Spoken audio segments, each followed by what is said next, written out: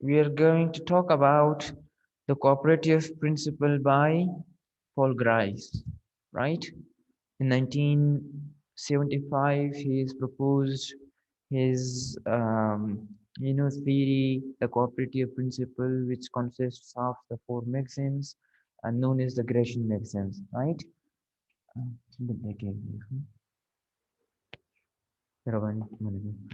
Okay, so we are going to talk about the cooperative principle, and then the four maxims proposed by Paul Grice, then flouting of the maxims and violating of the maxims in conversational implicature.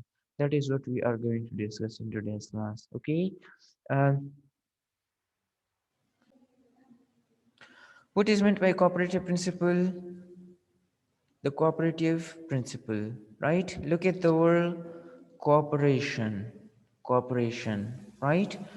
Cooperative principle, Paul Grice proposes certain principles for cooperative communication. Paul Grice, let me repeat, Paul Grice proposes certain principles for cooperative communication. He is of the opinion that we should try to make our communication or to make our contribution to a communication as cooperative as it is possible for us, right? We should simply try to cooperate with one another in communication so that we may easily understand the other and we may easily be understood by the other person, right? Are you people with me, all of you? Yes, sir. Yes, Yes, sir. sir. Okay, Yes, so sir. that Yes, is sir. where the basic idea of the cooperative principle comes from, right? That we, being interlocutors means like people who are involved, who are engaged in a conversation, right?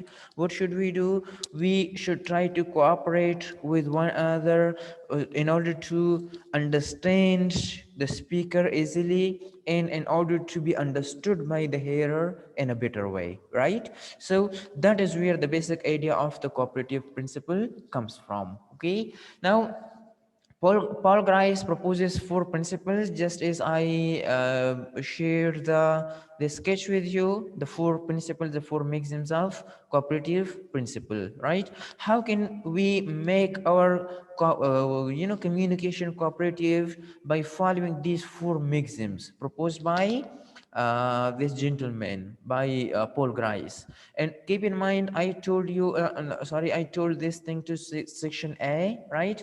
The entire traditional pragmatics or traditional theories of pragmatics are based on Grecian maxims, right? Cooperative principle proposed by Paul Grice. Okay, then nowadays we have got we got modern theories in the field of this in pragmatics. We have got intercultural pragmatics that goes beyond these maxims, right? Which actually is, you may say, against these maxims, a kind of, right? Not completely, but a sort of. So but the basic point what I wanted to tell you is that this cooperative principle is the backbone of pragmatics, right? Grecian theory of cooperative maxim, or Grecian's theory of pragmatics is actually the backbone of the mainstream pragmatics, right? So it's a must to learn this theory and to have full command and also over the implication of this theory to text, right?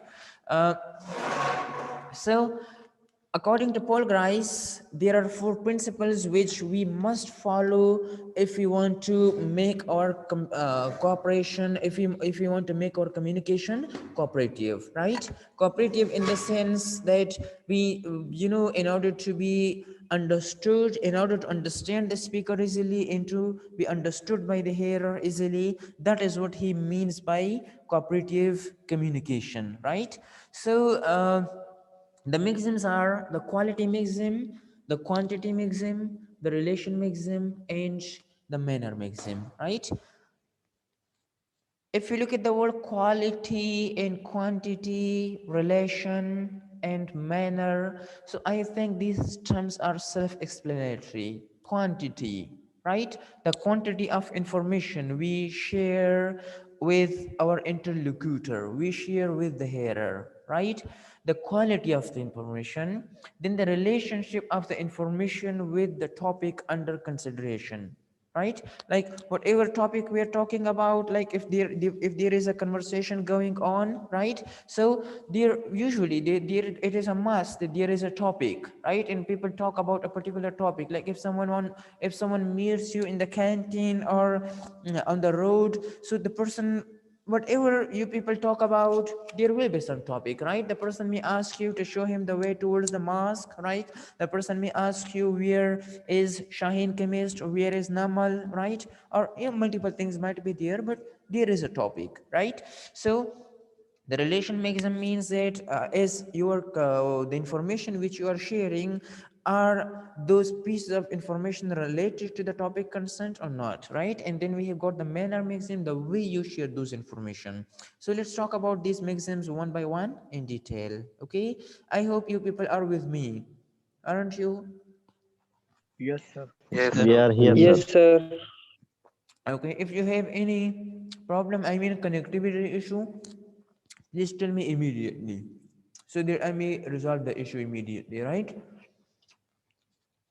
The quantity maxim, it says that make your contribution in communication as informative as is required. Can you see the screen? Now it's, I think, more explicitly Yes, sir. visible. Okay. The quantity maxim says that the quantity of your contribution or the quantity of the information you share while having a conversation, right?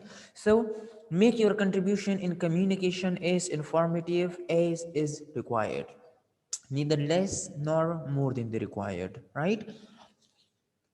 You should share as much information as is required. How? Let's suppose if someone comes to normal, right? And the person asks you, let me name the person guest, right? If a guest enters normal and asks you,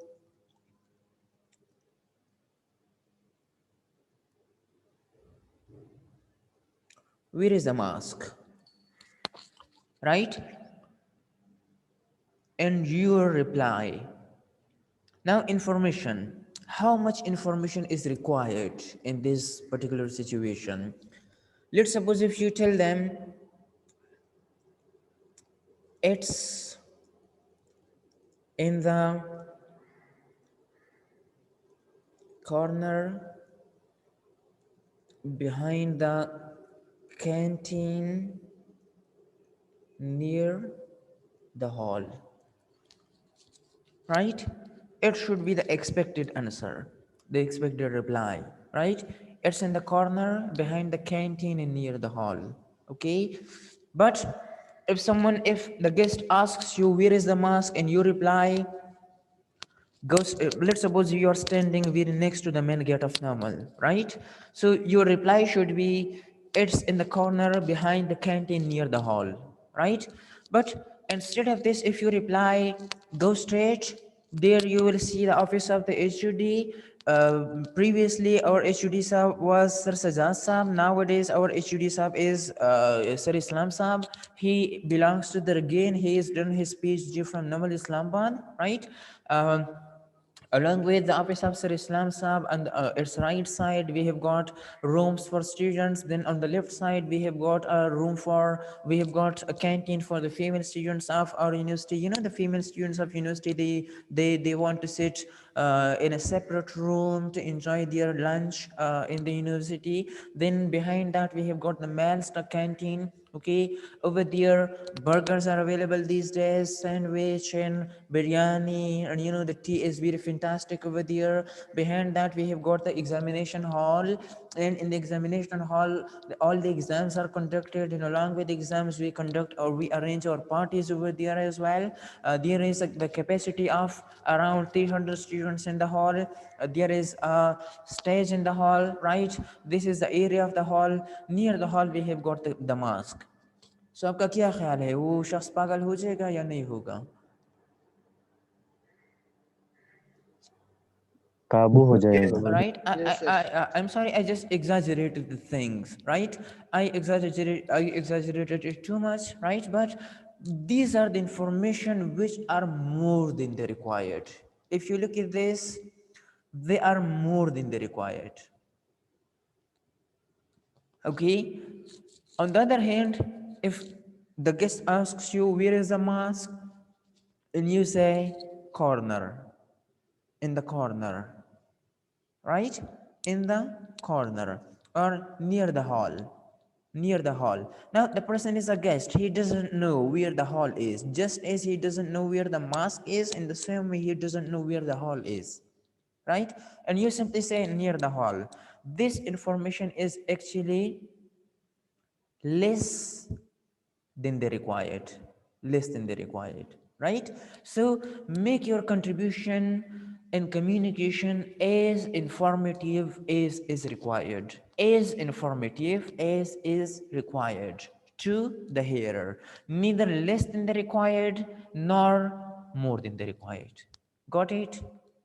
If you say in the corner, sorry, if you say near the hall, it is less than the required. If you come up with all that, all those details, it is more than the required. So what Paul Grice proposes is that our contribution should neither be less nor more than the required. Got it? Yes, sir. Okay. Yes, sir. It reminds me of a joke. Once there, when someone asked a person, where is your house? And the person replied, it's in front of the mosque. Let me switch to the Urdu language for this so that we may better understand the essence of the joke. Uh, पूछा गया जी आपका घर किधर है, जवाब मिला मस्जिद के सामने. The information was actually less than the required, right? That is why the guest asked another question, where is the mosque? He replied, हमारे घर के सामने. Again the information was less than they required, right? तो दोबारा तीसरी बार पूछा कि आपका घर और मस्जिद दोनों किधर है, तो उसने जवाब दिया जी एक दूसरे के आमने सामने, right? So this is, a kind of less than the required information. He should have told him about the street number or the face or the exact location where the person was living. So that is what Paul Grice proposes. Okay, the quantity maxim. Then we have got the quality maxim. The quality maxim, that is, do not say what you believe to be false or for which you do not have an adequate evidence. Do not say what you believe to be false or for which you don't have an adequate evidence, right? If someone asks you, where is the mosque? And it is your very first day. For example, in this university, it is your very first day, right?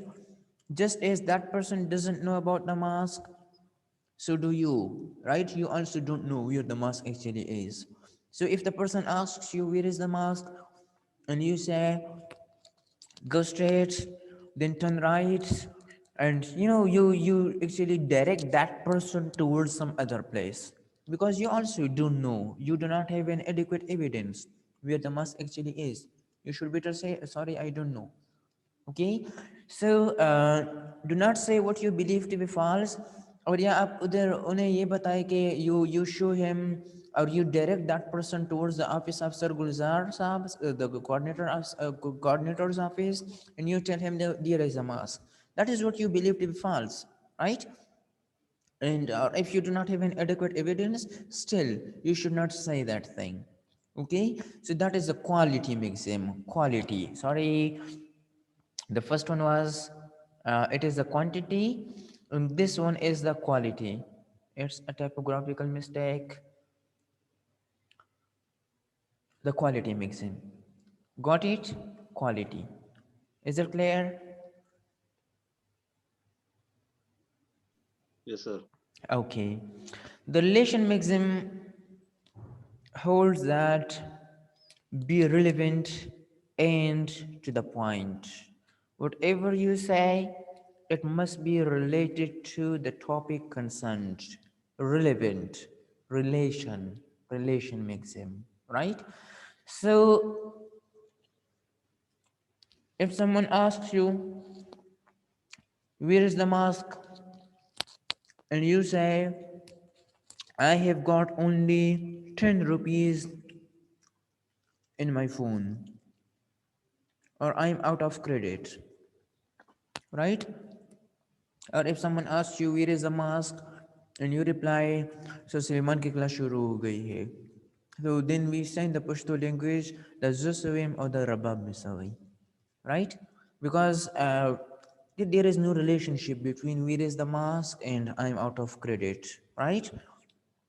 Your contribution to cooperation, the information which you share in a communication must be relevant and to the point, right? Or rather, right, must be related to the topic concerned.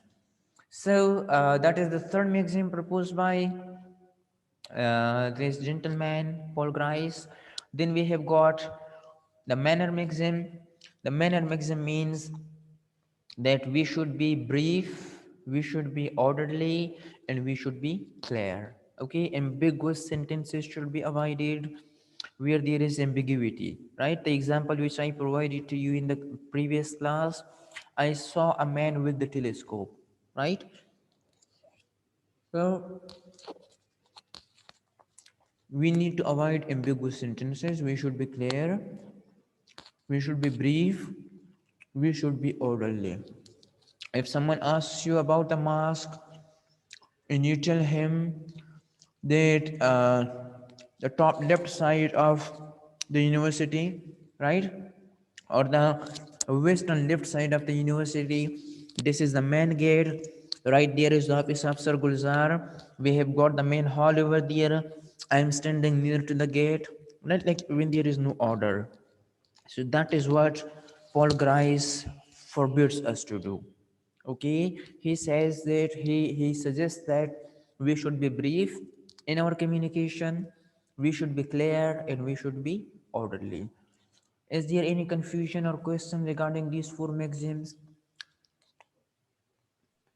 Please retell the quality maxim. Quality. Quality means we should not say what we believe to be false or for which we do not have an adequate evidence. Okay, if you ask me, sir, when do we have the final term exam? I don't know, right? If like I don't know, I do not have an adequate evidence that when your final term exam will be, right? And if I tell you it's on 30th March, अब कोई ऐसा ना हो कि फिर ये बताए कि सुलेमान ने कहा था कि मार्च 30th मार्च को एग्जाम है. I'm just giving example, right? So we have already discussed these things in speech theory, the sincerity condition. I'm not sincere to say, right, that sincerity condition is violated. So that is not, I'm not making a declaration or I'm not sharing any information, any announcement regarding the exam. That is just an example, right? So if I tell you it's on 30th March, this is what I do not have an adequate evidence for. Then why should I tell you that it's on 30th March? We should simply say, I'm sorry, I don't know about the exam, but maybe somewhere in February, but I don't know, I'm not sure, right? That is what Paul Okay, Crisis sir. tells us. आप लोगों ने मुझसे पूछा Thank you, ना sir. कुछ दिन पहले कि this was the question, sir, when are we supposed to submit the research proposals? I said maybe in by the end of November, but we haven't decided as yet. मुझे पता नहीं था Like I did not have an adequate evidence either, right? So that is why I didn't tell you a particular date. Okay, so that is actually the quality mechanism talks about. Okay, sir. See, any other question?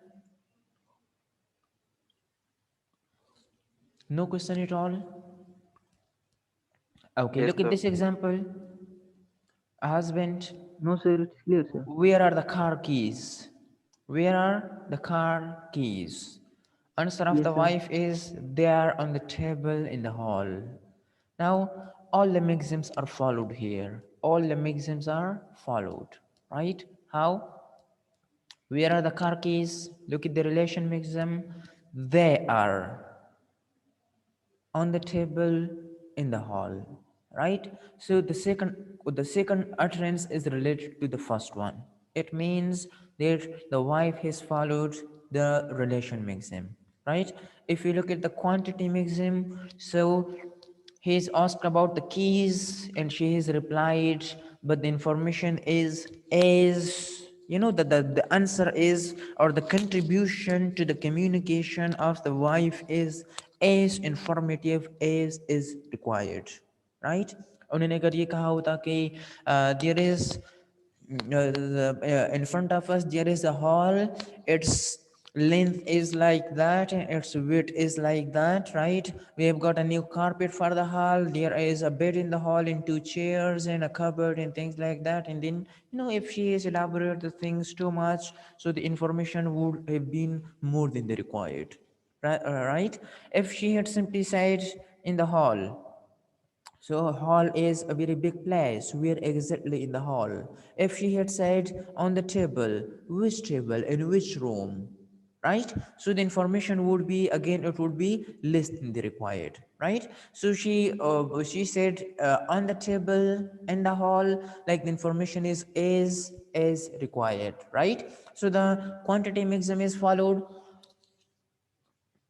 The quality, she knows about the keys that they are on the table in the hall. If she did not know about the keys, so she should have then better said, sorry, I don't know, maybe somewhere in the hall, right? But here she knows.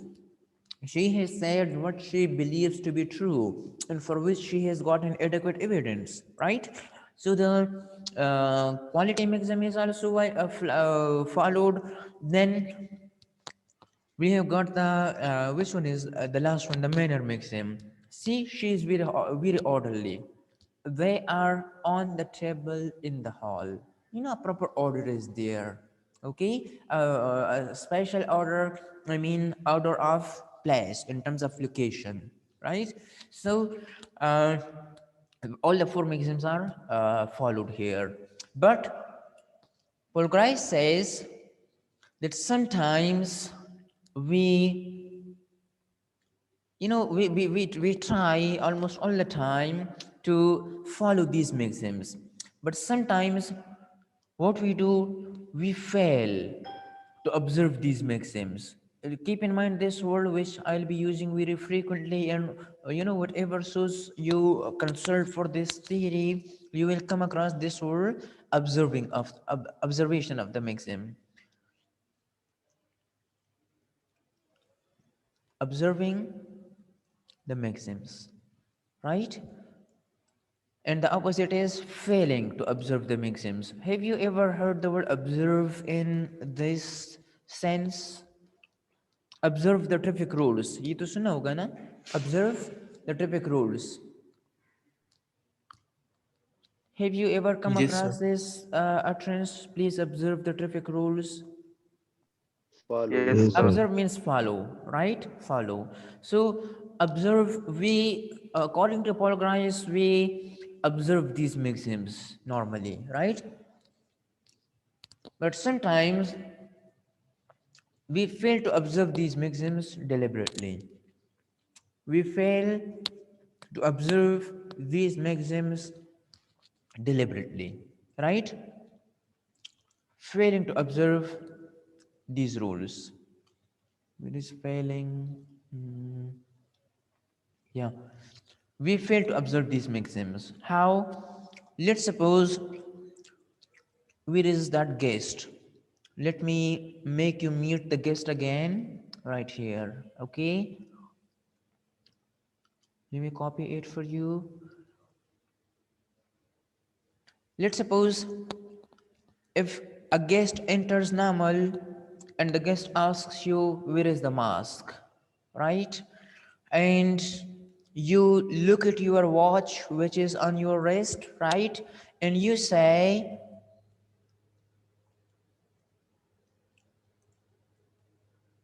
it's 12 p.m. Or if you say नमाज तो 1 बजे होती है, looking at your watch you say namaz 1 बजे होती है, right? The Juma's prayer timing is 1 o'clock, right? Now is there any relationship between where is the mosque and it's 12 p.m.? Do you see any apparent relationship between the two? No. No, sir. Which maxim is violated? Who will tell me? The relation. Exactly, the relation maxim is violated, right? Because the information provided is not related to the information required, right? The information provided is not related to the information required, right? It means the relation maxim is violated. But don't you think it conveys some sense, some pragmatic meaning is there, intended meaning? Yes, sir. Maybe he was looking for a prayer to offer, इस and he शख्स would के say, जवाब का क्या मतलब हो सकता है? This is not prayer time.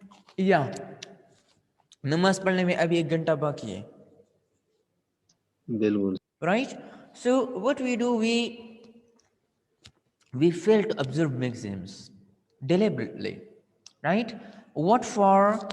In order to convey some meaning indirectly. Let me write it. We fail to observe maxims, right? We fail to, sorry, observe maxims deliberately in order to convey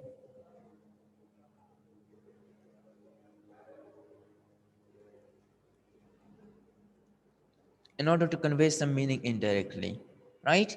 We fail to observe maxims deliberately sometimes in order to convey some meaning indirectly, right? Like, what is the indirectly conveyed meaning here? You still have got 1 hour for the Jumma's prayer. Okay? You people got it? Yes, sir. Now, Yes, sir. this indirectly conveyed meaning, according to Paul Grice, is called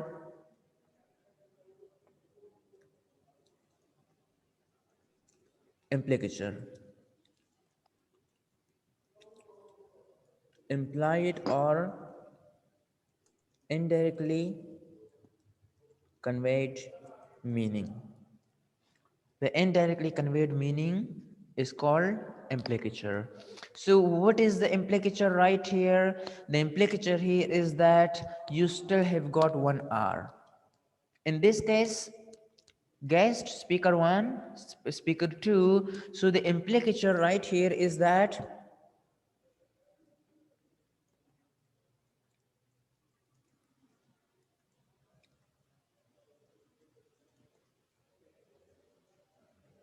you still have got 1 hour till the prayer, right? Let's have a look at some examples I have taken from the book written by George Joule, right? Look at this. I'm out of petrol. I'm out of petrol. Okay. Speaker A. Let's suppose if there is a car in the you are sitting with the taxi, right? And the driver tells you I'm out of petrol. and you reply, there is a garage around the corner. There is a garage around the corner, right? So when speaker B says there is a garage around the corner, so there is no relationship between I'm out of petrol and there is a garage around the corner, right? But the implied meaning here, implicature here is that there is a garage, the garage is open at this time, and the garage sells petrol. You may get petrol from there. That is the indirectly conveyed meaning, right? uh, Look at this example.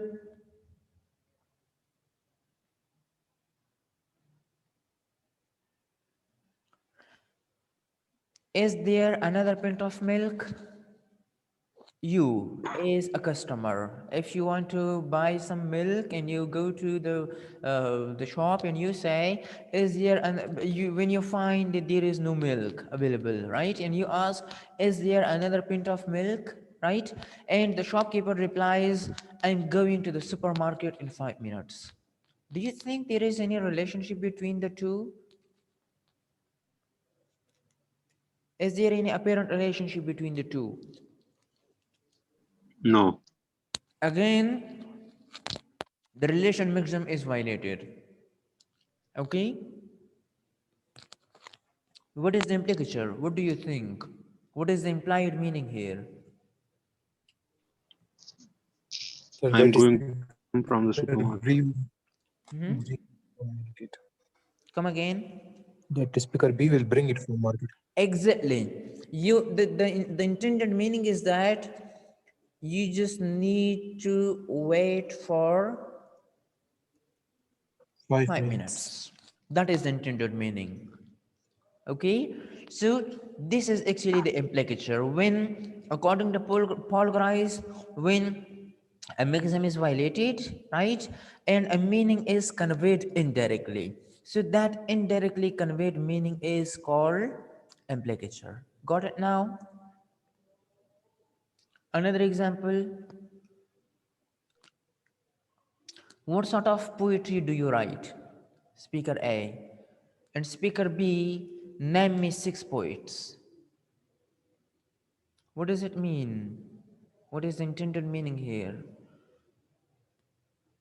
Aggressively said, right? With a kind of anger. Do you know about poetry? Yeah. The intended meaning is that who are you to ask me that what sort of poetry do I write? Right? You yourself do not know even the names of 6 poets. And you are asking me what sort of poetry do I write? Right? That is the intended meaning. The implication. Who are you to ask me that what sort of poetry do I write? Right? Look at this one. Do you like John and Kate? Do you like John and Kate? Right? Two people. And the answer is cat is fun. Kate is fun, right? So the quantity maxim is violated because he said something about Kate, but he didn't say anything about John, right? So the quantity maxim is violated, and the implicature is that John is not fun. I do not like John, right? So this is what this is what he calls implicature, right? Implicature is what the speaker intends to communicate to the audience beyond or instead of what has been literally said. You already know about direct and indirect speech act, right? So it is a kind of indirect speech act, you may say. Got it now? Yes, sir. Right. Let me get you back to the sketch. There I had written 2 terms. Mm, Failing to observe the maxim, right? When we fail to observe the maxim, this failure of observing the maxim can be termed as flouting the maxim or violating the maxim. Okay? Maxims may be violated, just as I told you. Sorry, maxims, we may fail to observe the maxim. Okay, now this failure of observing the maxim can be flouting or it can be violation. Now, what is the difference between these two when we say flouting of the maxim, right? It means that when we fail to observe a maxim,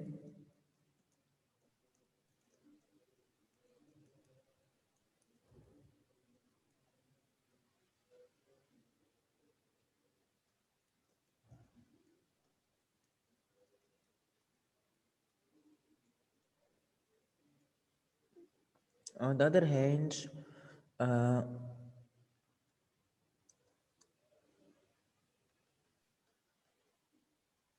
violation of the maxim, when we fail to observe a maxim deliberately,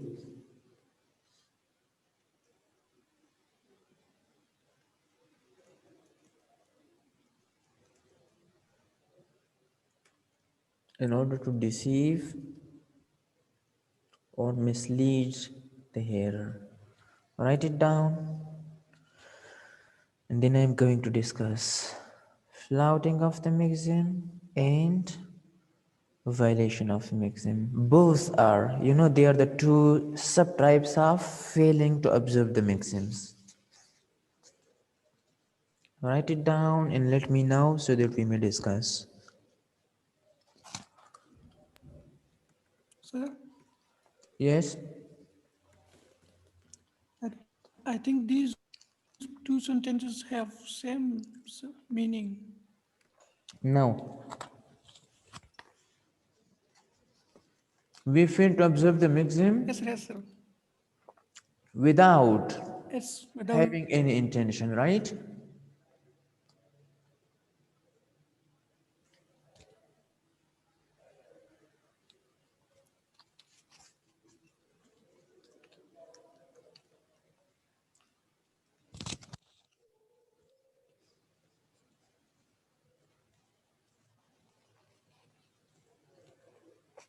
Is it done? Yes, sir.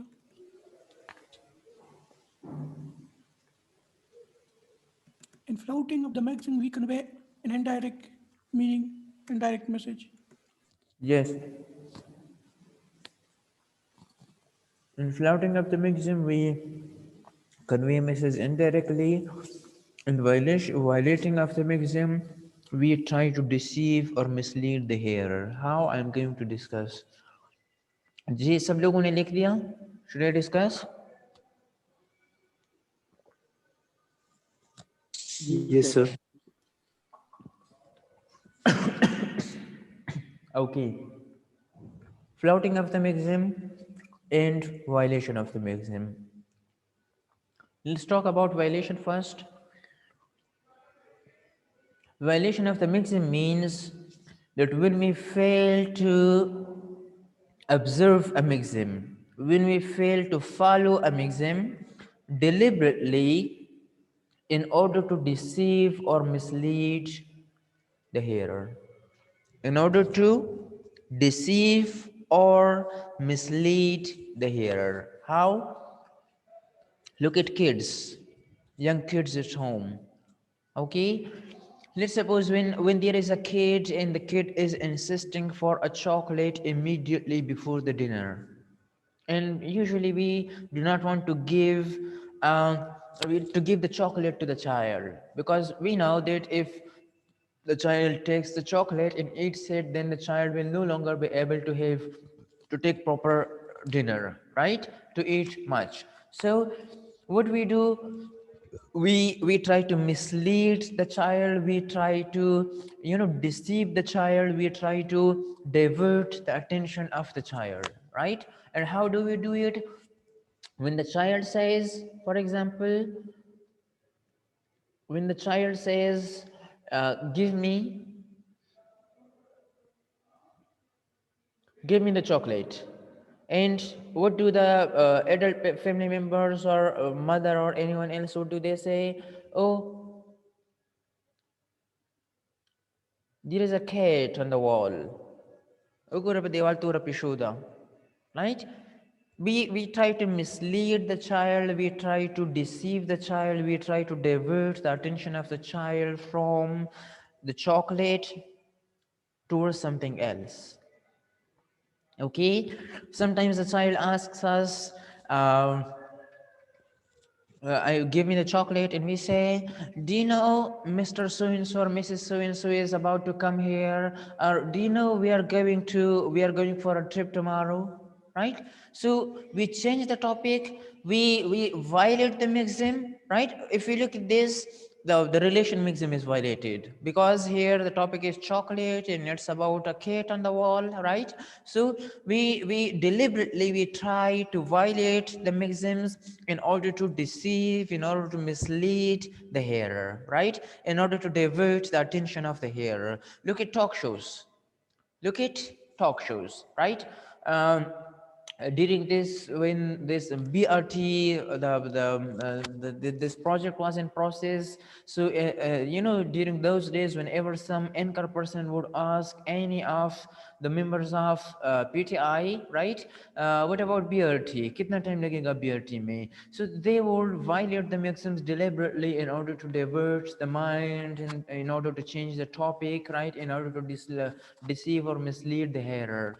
तो उनका जवाब कभी कभार ये होता था कि आपको पता है हम पीटीआई वालों ने कितने चेंजेस लाए हैं, कितनी तब्दीलियाँ, कितनी रिफॉर्म्स लाए हैं. और sometimes they would talk about the economic system, right, like they used to use multiple techniques, like whenever someone would ask a question about BRT, so they would say BRT actually BRT जी ना, इसको अगर हम इसके साथ ये metro के साथ compare कर ले, मेट्रो को आपको पता है मेट्रो में इतने बसेस है, BRT में इतने, राइट? और फिर मेट्रो से बात जाते जाते वो इकोनॉमिक सिस्टम और पीमिली यूनिवर्सिटी पे बात आ जाती थी, right? So this is how they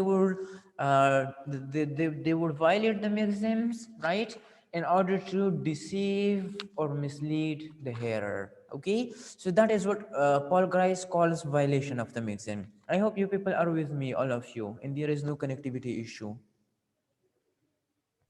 Yes, sir. Oh, Yes, okay. sir. Yes, Okay, sir. good.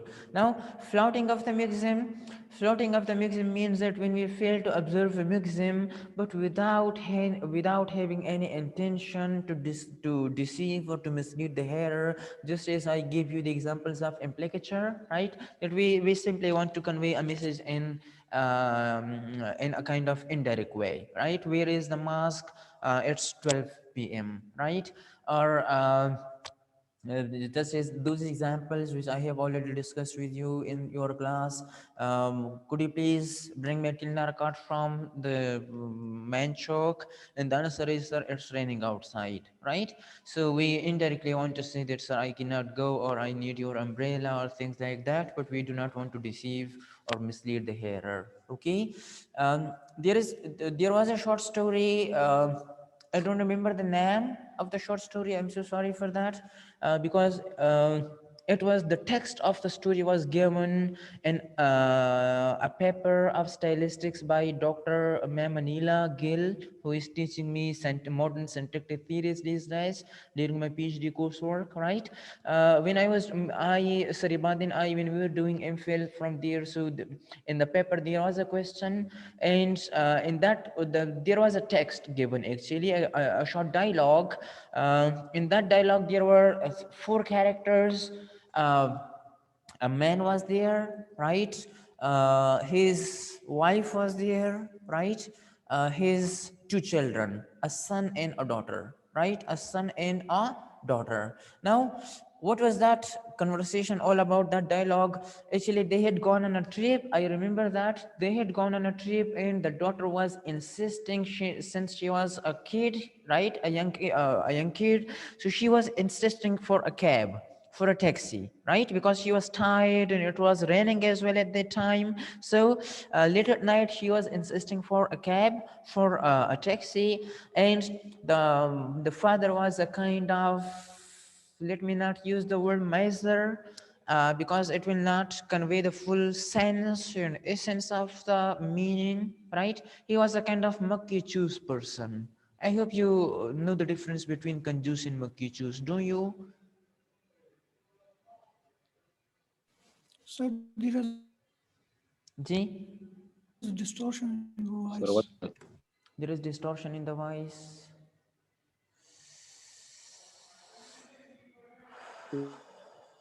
Ji, until when did you understand? Until when? Until which point?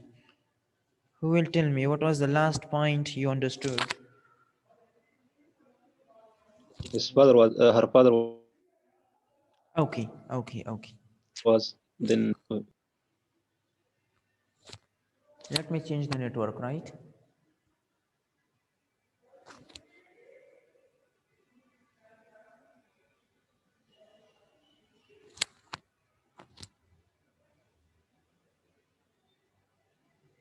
Yeah, is it clear now? My voice clear, clearly audible to all of you? Yes, Yes, sir. sir. It's clear now. Okay. Her father was a kind of मक्की चूस person, right? एक तो हमारे पास कंजूस होता है ना, अगर चाय में मक्की गिर जाए तो मक्की को गिरा के चाय पी लेता है। एक हमारे पास फिर मक्की चूस होता है जो मक्की को उठा के मक्की को भी चूस लेता है कि इसके साथ में एक ड्रॉप टी लगा हुआ है ना, तो उस एक ड्रॉप को भी पी लेता है। That is what we call मक्की चूस, right?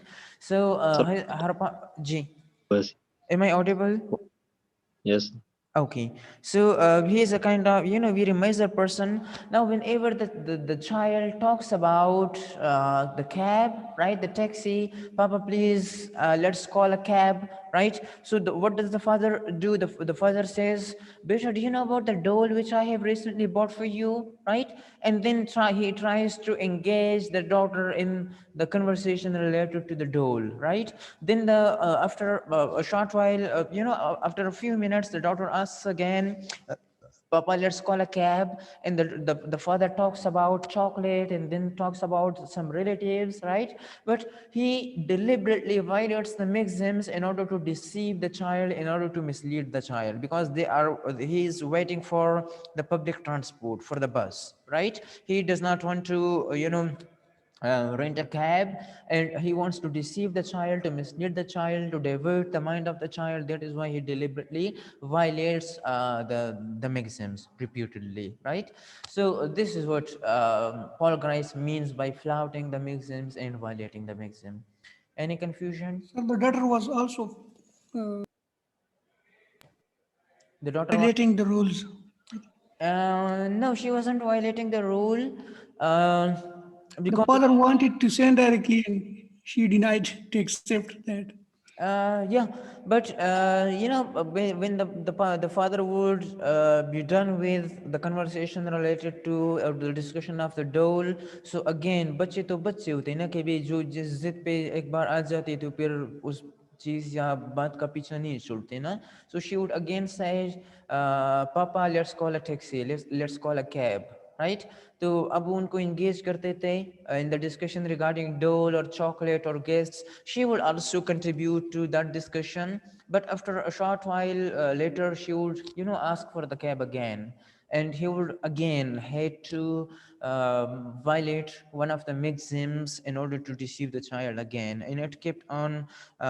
They kept on doing it for a long time, right? And we were supposed as students, Ma'am Anila had given us that question. We were supposed to find out the actual meaning or the actual pragmatic use of violating those maxims. तो हमें text में नहीं बताया गया था कि that he is a measure, but that is what I interpreted at that time. I first of all wrote about the basic perspective that this person is a miser. He does not want to get the cab, right? And that he wants to deceive the child, and that is why these linguistic features help the father takes the help of these linguistic features violating the maxims to deceive the child, to divert her attention. So that is how I had analyzed that, the text given in the paper.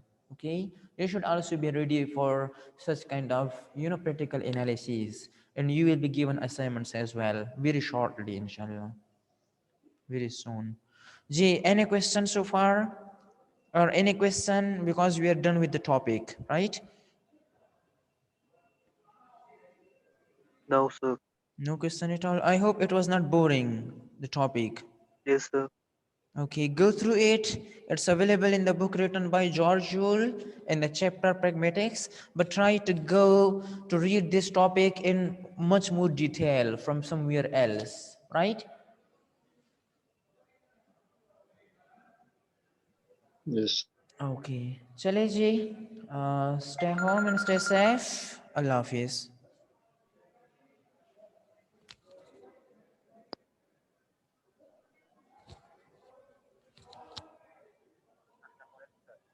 Salam.